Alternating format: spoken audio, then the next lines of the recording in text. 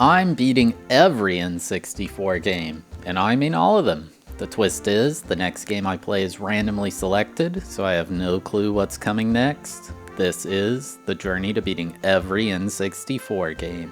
Game number 250, Asteroids Hyper 64. Released in 1999, this game was developed by Cyrox and published by Crave Entertainment. Yeah, that's right. It's that Asteroids, the old arcade game. Bet you didn't know this was on the console. I don't think there was a single person who showed up to my stream saying they played this game back in the day. Could this be the least known Nintendo 64 game? I don't know. But anyway, Asteroids is not really a game I get excited to play.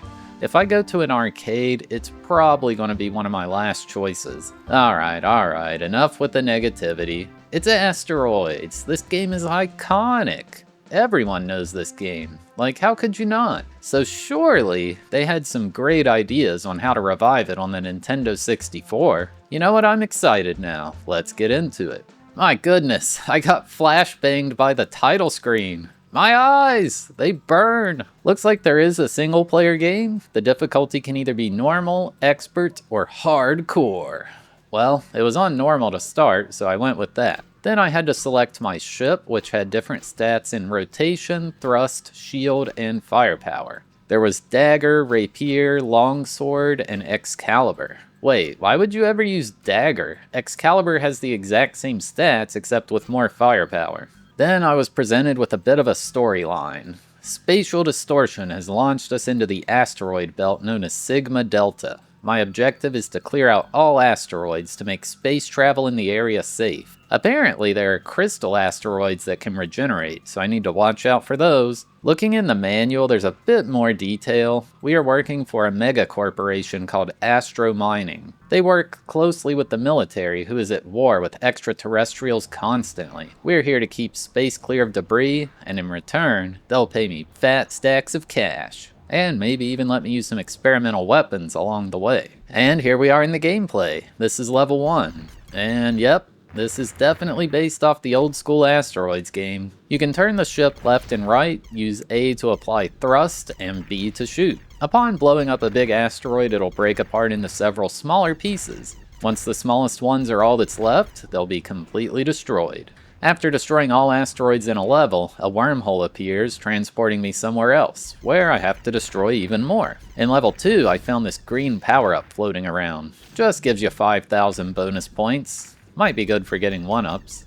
I had my first death in level 3. I had 5 lives apparently. Hopefully nothing too bad happens if I run out. Also, when I respawned, I tried pressing the R button. Big mistake. This just teleports you. Where will you go? Who knows? I mean, I guess if you're like, oh god, I'm about to die, you could teleport and hope for the best, but still. Here in level 4, I tried using the Armageddon power-up. That was the purple one. It just spins you around and launches a bunch of attacks. Well, on level 5, I ran out of lives, and it told me I had 3 continues remaining. Okay, so seems like we'll have a lot of collective lives with that many continues. I wonder how long the game is. At least I got the top score on the leaderboard. Okay, let's start over. I looked at the manual for the game and I learned I could charge up my laser. It takes 5 seconds to do, but it does the same thing Armageddon does. Like I said before, I never played Asteroids much in my life. It's weird trying to turn the ship. You can only thrust forward, so maybe a warp would have helped there? I tried swapping to Rapier since it had much higher turning and thrust, and boy was it noticeable. However, I was able to get out of the way of an asteroid.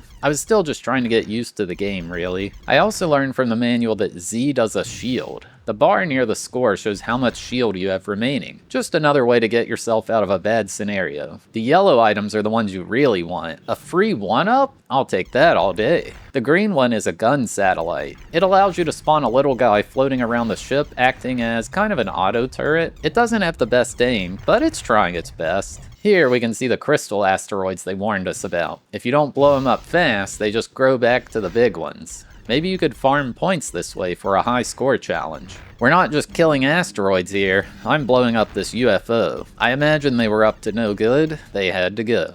On to level 10 now, and yep, we're still destroying more asteroids. Nothing has changed, really. I found that just chilling in the middle and only moving when I absolutely had to was a pretty decent strat. I don't know what this thing was. It had some kind of shield around it. I figured you just couldn't kill it, but it did eventually die. I guess there's other machines floating around, not just asteroids. This mining company better pay me well. In level 15, there was a green thing floating around. I shot it, and it told me I unlocked classic asteroids. That's neat. I guess this contains the original game. Whoa, I guess this game has boss fights? Some big old crystal ship showed up after I blew up all the asteroids on level 15. It was straight up kicking my butt, too. Whoa, there's a phase 2? This is just like Dark Souls. I was losing way too many lives here. However, after enough shots, the boss was toast, and that's Nebula Zone completed. It shows a basic stat screen with how many lives you used and your accuracy with shots. We're going to some area next. Is it called Greeting Systems? I don't think so. Anyway, there are some cargo ships moving through here. I need to destroy all the asteroids once again. This time there will be black holes, as well as indestructible asteroids. My goodness, this new place reminds me of that final boss in Earthbound or whatever. I've never actually played it, but I've seen screenshots. This is freaky looking. I think the black hole is just the center of the map. I'll take this time to talk about the graphics and audio. Graphically, let's just face it, the graphics suck. They took the original game, slapped a background on it, and made these janky looking models for the ship and the asteroids. I have a big problem with this in that the backgrounds are so dark. Naturally, because it's in space. However, in the original game, the asteroids are outlined in white, so it's super easy to make them out. Here, the asteroids are all dark colors as well, and it can be really difficult to notice them and react quick enough. The UI all looks basic too, and the menus. Just nothing great here. For the audio, there is literally no music during gameplay from what I can tell. You just hear the ship thrusting and lasers being shot and the asteroids being blown up. There is a song that plays in the main menu, but it's nothing special.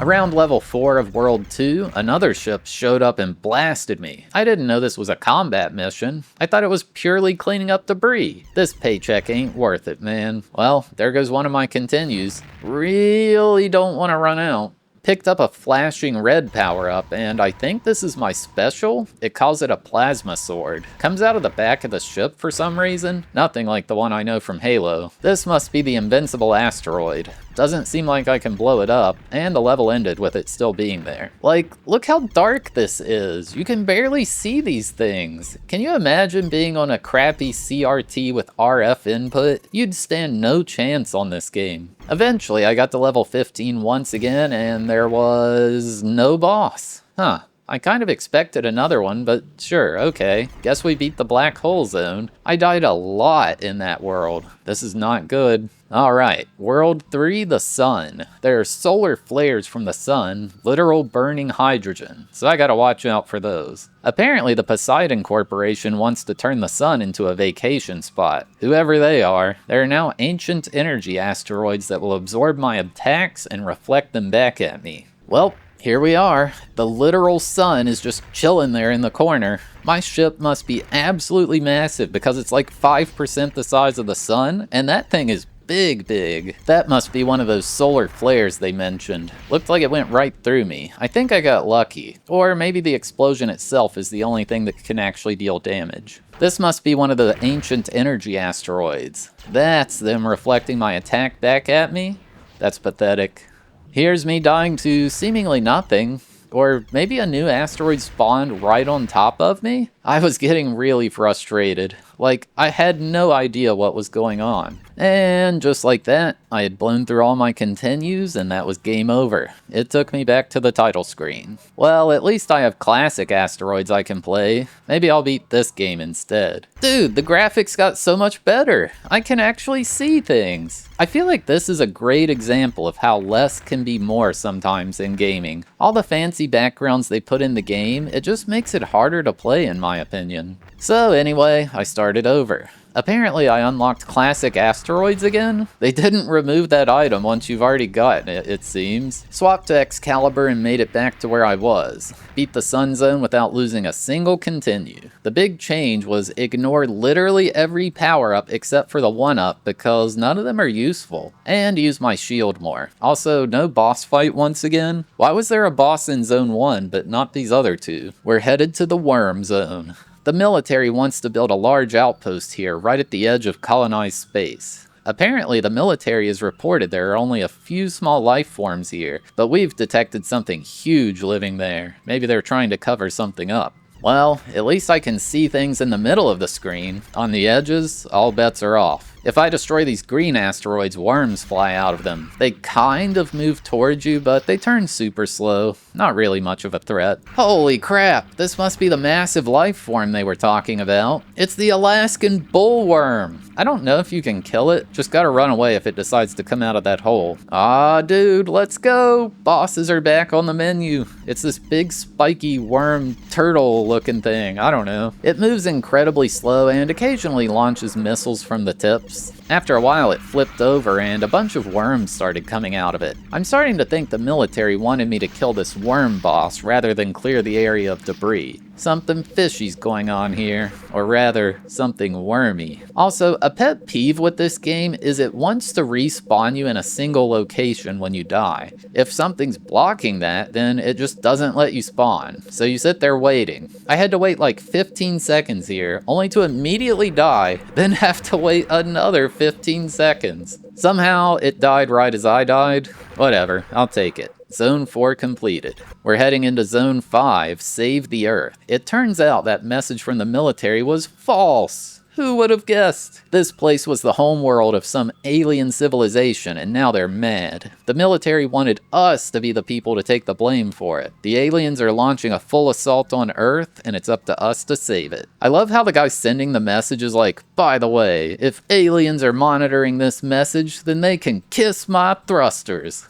Yeah, you tell him, buddy. Well, I certainly like the graphics of this place. By that, I mean I can see. This is a bit different in that the asteroids all come in from the top and you just need to prevent them from reaching the Earth down below. Pay no attention to the fact that they didn't draw a complete planet down there, and you can see the cutoff very clearly. That's definitely the Earth down there. If you die, the asteroids just keep going, so try not to die, I guess. If Earth takes too much damage, that's probably not good, right? This is kind of like a hybrid of Asteroids and Missile Command if you think about it. It at least changed the gameplay loop up a bit. One bad thing about this zone was no power-ups spawned, which meant no extra lives. Okay, there we go. Save the Earth completed.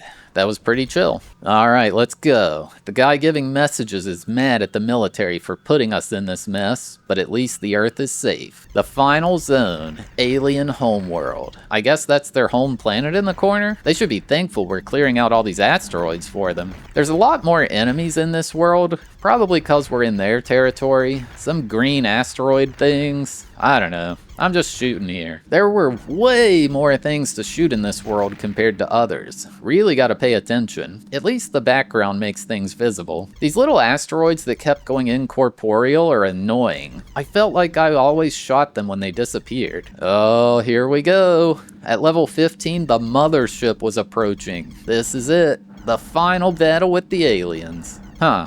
It looks a lot like the worm boss. Nah, that's just a coincidence. It would shoot out these projectiles, kinda like the worm boss. It really feels like they just reused the boss fight here, but whatever. The mothership got wrecked, and I was out of the alien home. After entering your name on the high scores, it just immediately takes you back to the main menu. No epilogue to the story, no conclusion, nothing. Well, that's awesome. At least you can view the game's credits at any time in the main menu. But, yeah, that's about all there is for this one. Game complete. So yeah, there you have it. My journey to beating Asteroids Hyper 64. This is certainly a game. I feel like there's a reason no one heard of this when I played it. I am often asked, what's the worst game on the Nintendo 64? Well, I definitely think this is in contention for it. I mean, you took an old arcade game, didn't really change it up much, and put it on here. Sure, there are power-ups, but they all suck. I was better off just not picking any of them up. There's like a charged version of the shot that you have to wait 5 seconds to use, and all it does is shoot a few more normal bullets. I really don't know. The boss fights were a bit interesting, but then they just reused one of them. Also, what was up with the storyline? It didn't end. They just ignored writing a conclusion. It's so strange. Graphically, I really disliked this, mostly because you just can't see what's happening.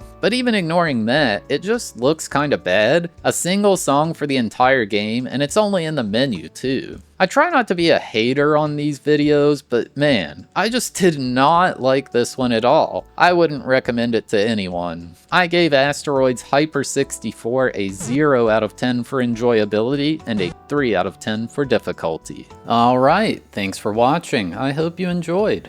We had a randomized marble race to determine which game was next, so here's how that played out. Or skip to the timestamp on screen to skip straight to the game selection. We're gonna play on Hard Landing. We got 140 games currently on the list, like Ridge Racer 64 and J-League. 2 J-League entries just side by side, wow. And Last Legion UX, but only one can win. So let's see what we're gonna play next. 3, 2, 1, go. Alright, they are off. Gonna come down the funnel here. Toy with the idea of going down the hole. It's pretty scary down there. Not quite sure what could be down there. It could be dangerous. Nobody's brave enough yet. We'll see who takes the plunge first. I'll go ahead and go down. And we're still waiting. Who's it gonna be out first? Still just toying with the idea of it. It's scary down here, but you saw me do it. It's okay. You can come down. And it looks like maybe Last Legion is making a break for it. I think Last Legion is going to be the first down.